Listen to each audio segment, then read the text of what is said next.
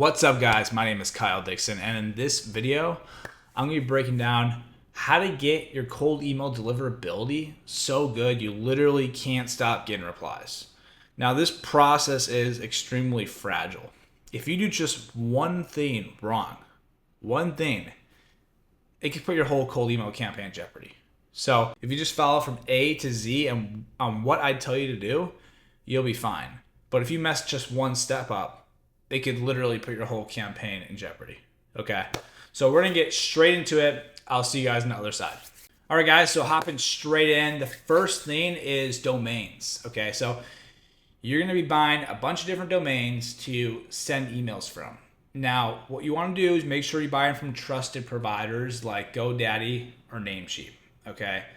I'm not gonna talk too much about why. It's just the more trusted a provider is, like GoDaddy or Namecheap, the less likely they are to be marked as spam. Okay, so don't overthink it. Just buy your domains from GoDaddy or Namecheap or even Squarespace. Okay, so next thing, set up your SPF, DKIM, and DMARC records.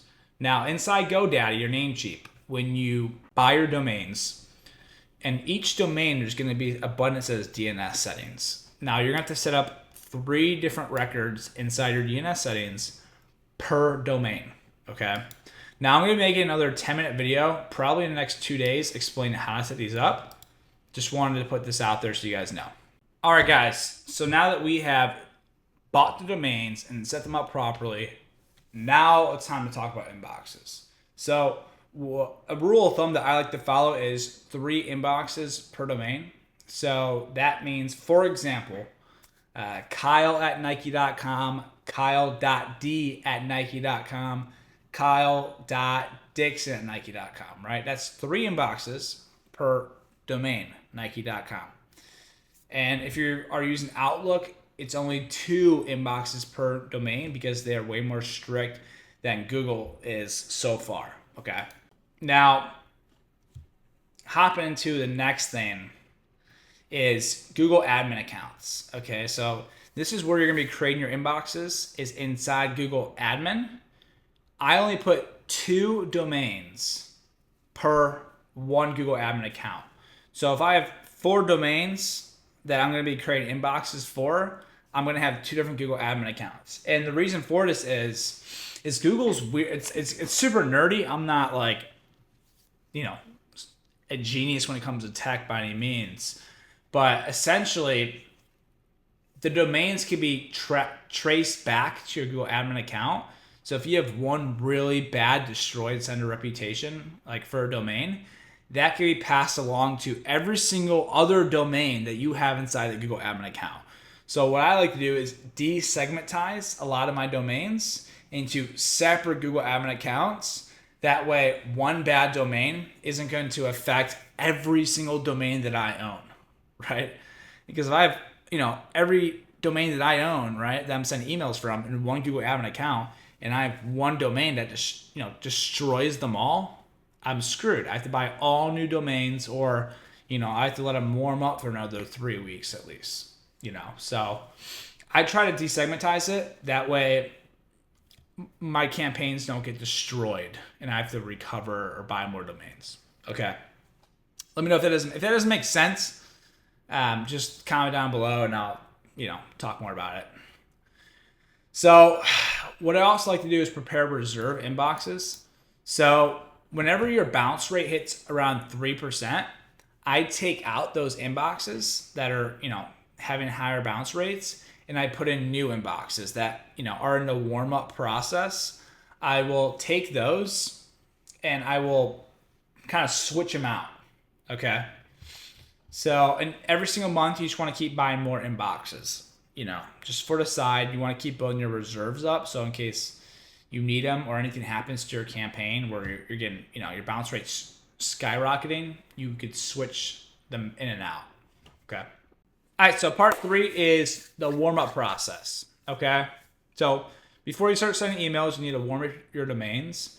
And essentially what warming your domains and inboxes means is you are simulating one-to-one communication with many people inside your inbox.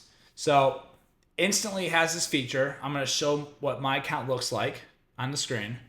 It has this little fire signal. And what you do after you press that is there's other people who have Instantly accounts, and it's going to send emails from their inboxes to your inboxes, and it's going to send emails from your inbox to their inbox. So it's going to simulate like there's activity going on, right? So if we just bought Inbox and we started sending emails from it right away, it would look very spammy, okay? It would look very spammy. So what the warm-up feature does is it simulates, communication going on in these emails to make it look more human-like. So you're not, you don't look like a spammer. You look like a legit sender. Okay. Now, after 3 weeks, when you start sending these cold emails, you want to maintain a 1-to-1 ratio. So what I like to do is 25 cold emails per 25 warm emails. Okay. And I will not go over 50 emails per day. So that's the max I'll do. So 50 emails per day per inbox. So if I have 3 inboxes, I'm sending 150 emails a day, right? And 75 of those are going to be cold and 75 of those are going to be warm. Okay? So a 1-to-1 ratio. It's sort of like the Harry Potter scene where, they're going, they're fighting each other, right? It's the good and the bad. So you're constantly fighting the spam with the warm emails. Okay. Hopefully that makes sense. Okay. Now, what you want to do after you have your inboxes in Instantly, you are going to gradually warm them up. So you're not going to start just sending 25 warm emails a day. That looks insane. So what the warm up looks like, it looks like 1 email a day, 2 emails the next day, 3 emails the next day, 4 emails the next day, until 3 weeks later you're at like 21 to 25 warm emails a day. And this all happens automatically inside of Instantly. You don't have to do anything. All you have to do is just press the red button and it will start simulating the behavior for you, which is why I love Instantly, because you don't have to do this manually. It'll do it for you, which is totally worth it. Because if I had to do this for 30 to 100 30 to 100 inboxes, it would take forever, right? So it instantly allows you to do it for unlimited inboxes. So it's pretty hacks. All right. Now, like I said, cap it at 50. Now, part 4, email sending strategy. So now that we have the domains bought and the domains set up properly and the inboxes set up properly, we're going to go into kind of the email sending strategy. Now, inside of Instantly, make sure you turn on ESP matching. And what this is going to do is it's going to send emails from Gmail to Gmail and Outlook to Outlook, because email service providers trust their own kind more than me sending an email from a Gmail account to an Outlook account.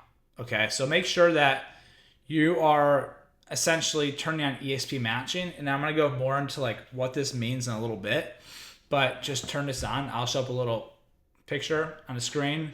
Just turn this on inside of your Instantly account. Okay.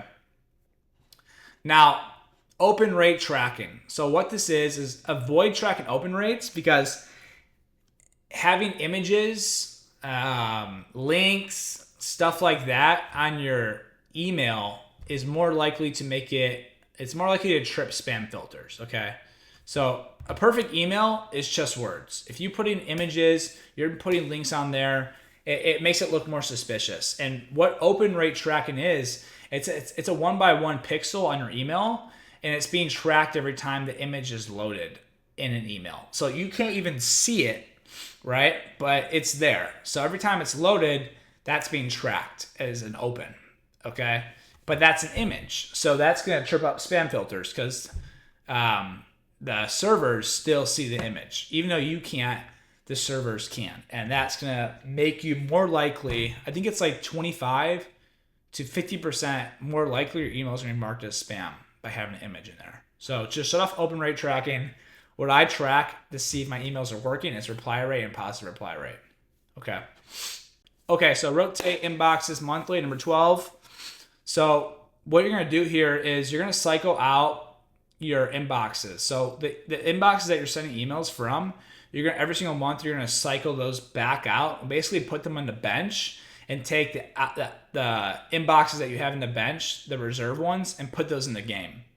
So that's a good analogy I could do. It's like essentially you have inboxes on the bench ready to play, and you have players on the players playing the game. And every single month you're gonna switch those players in and out. That way you're keeping them strong and healthy, because if they're in the game too long, they're gonna get worn out. If that makes sense. So just make sure you rotate those in and out monthly. All right, number 13, diversify your email providers. So not every business uses the same email provider, right? Some might use Outlook, some might use Gmail, some might use a private SMTP, okay? So I like to do a 50-50 split, or even a 70-30 split. So I'll do 70 or 50% Gmail inboxes and 30 to 50% Outlook inboxes, okay? And it also depends on your audience. So if you're targeting more enterprise list or people, you're going to want to do more Outlook, because more enterprise, bigger companies are using Outlook than Gmail. So I would do 70-30. Now, if you're targeting more small businesses, I go 70-30, okay? And a little bonus is you could add in some private SMTP inboxes. So you just want to try to diversify as much as possible. And like I said earlier, you want to turn on that matching thing inside of Instantly. So your Outlook inboxes are sending emails to other Outlook inboxes, and your Gmail inboxes are sending other emails to Gmail inboxes. This is also going to help you with deliverability, because you're less likely to be marked as spam if it's coming from the same ESP. Okay, so next thing, lead verification. Okay, part 5. So before you start sending emails, make sure for God's sake, please make sure you are verifying your list. So if you're pulling a list from Apollo, right, don't just start sending emails to that list. Like, you need to verify these lists and make sure those emails are legit, okay? So, because bounces are the enemy of email deliverability. So if you get a bounce, it just destroys your reputation. Every time you get a bounce, it tanks your reputation.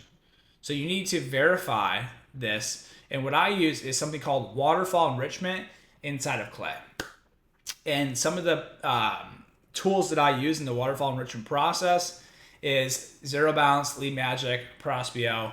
And what these do is, a waterfall enrichment essentially is so Prospeo, for example, will look at all my emails on my list, right?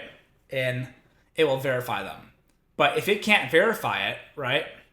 If it can't, it'll verify all the ones it can, and then the emails that it can't verify, it'll waterfall it to the next provider. And then Lead Magic will try to verify, the ones that Prospeo couldn't verify. And then if there's any Lead Magic couldn't verify, Zero Bounce will do it. And this is a beautiful way to do it, because instead of having to pay for 7 different providers individually, you could use Clay's waterfall enrichment process, where essentially waterfalls your whole list over many providers to verify all the emails in the list. So before you send emails, make sure you verify your emails. You don't need to do waterfall enrichment.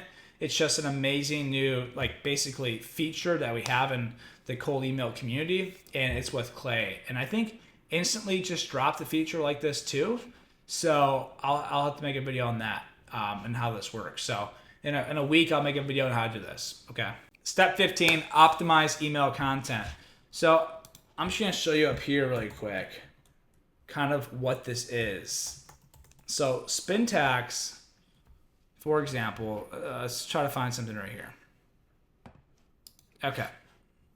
So what this does is, if you send the same email every time, that is a huge indicator that you are like a marketer, okay? Or you're some type of hacker, you're trying to hack somebody. So what you do is you use Spintax, and at random, so for example, instead of saying, hi, John, I could also say, hey, John, or dear John, right? And what Spintax does is, at random, for every single email, you give it different combinations of words. So like hi, hey, different combinations throughout the email that essentially keeps the email the same but written differently. And every single email at random, it's going to pick one of these. If that makes sense. I can make another video on this in the future, how to do this. But you want to do this for your signatures, for your introductions, maybe even for your offer, different parts. The more you do this, the better. Okay. So now you don't have to overkill yourself on it, but you want to make sure you add spin tags in there. Okay.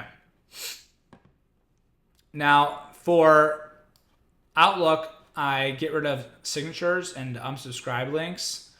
So there is a new LLM, like basically thing I'm going to talk about a little bit later, but just for Outlook, skip signatures and unsubscribe. Okay. I'll talk about this a little bit later in the video. Now, step 16, keep copy short and valuable. Okay. So write short, useful emails, not long, annoying ones. Okay. If I have to spend if I had to spend more than 30 seconds reading your email, it's too long. Okay. Your silent reading time. There's things you can look up online called silent reading time, and you can basically put your email in there and it'll tell you your silent reading time of the email. It should be around 15 to 20 seconds. 25 if it's really good email. But really try to keep it to like 15 seconds of silent reading time, your email. So keep it short. If people aren't going to read this long ass email, okay? So 15 seconds, that's the key. And you're also less likely to mark to spam. So, okay, now next thing is run AI spam check. So there's over 400 spam words that can flag your email as spam. So instantly, I'm going to pop this stamp in the screen. Boop. So this is what it looks like.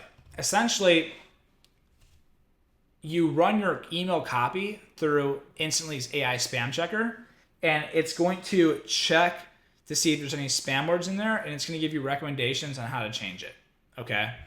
So this tool is going to help you catch, all the spam issues before you actually hit send your emails. This is key. Okay. There's over 400 words. I don't have them all memorized. I don't expect you. AI can do that for you. So make sure you use AI's instantly spam check feature. Okay.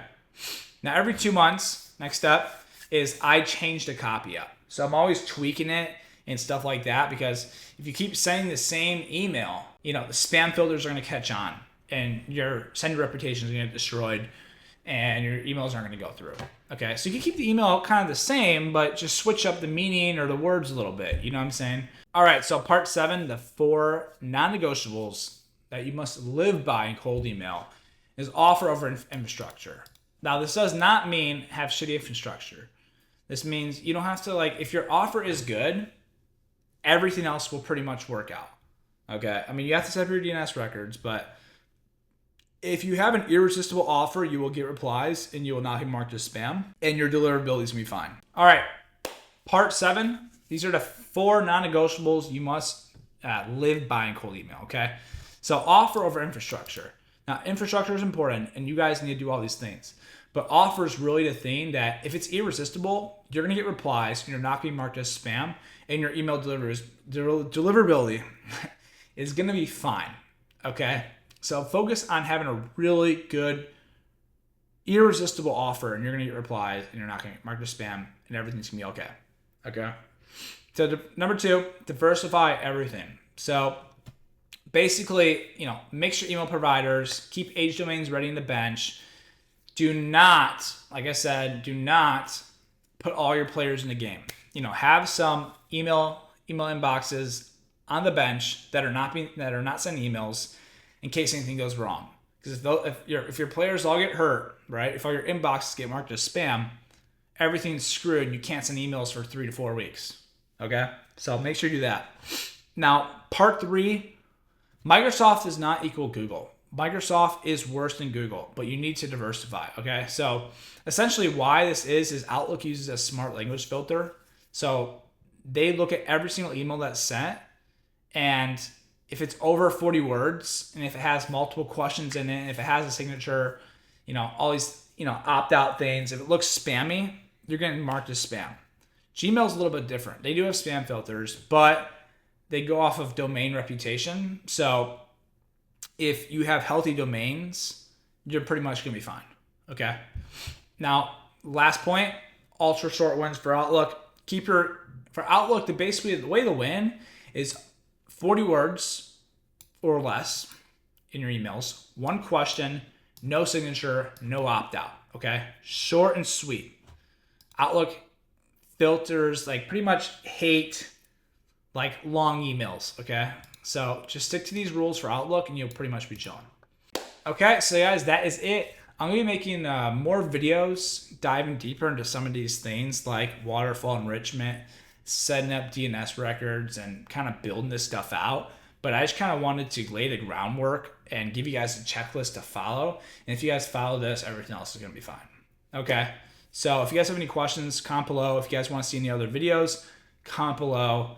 And I also have this huge free guide. And essentially what is on this free guide is how to do cold email from A to Z.